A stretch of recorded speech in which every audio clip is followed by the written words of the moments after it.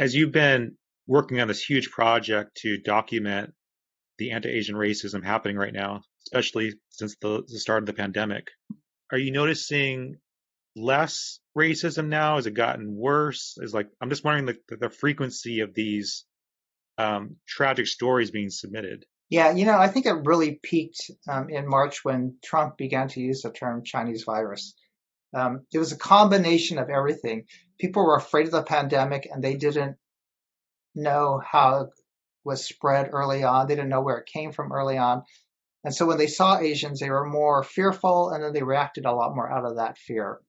At the same time, when the term Chinese virus began to circulate so much, that term racializes a virus. So that you think of the virus as being Chinese, and instead of just like a biological virus. And then Chinese people got stigmatized, right? Chinese people have the virus.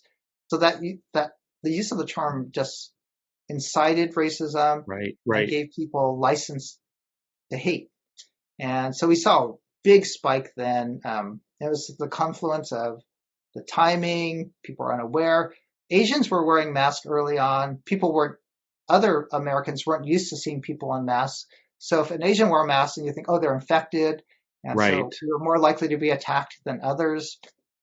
And it's dropped off since then. But the underlying roots, right?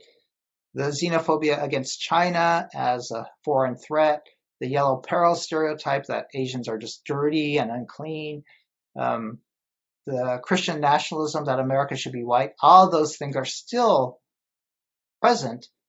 And under new conditions, they could spark up again. So that's why we say Asian American status is really conditional. That when we could be in favor, right? We could be the model minority, crazy rich Asians, people sort of like us. And then the next year, quickly, we're crazy infected Asians, and we're like, policies are actually enacted to exclude us, to keep us out, right? We were actually, half the Asians in America have been discriminated against, right? That's a huge number. And so you could see in conditions of epidemic, conditions of war, and conditions of economic downturn, racism against Asian Americans could really spike. And that's what we had this year, the condition of pandemic, the condition of the worst recession since the Great Depression, and we had a Cold War against China. So we had the three racism conditions happen last year.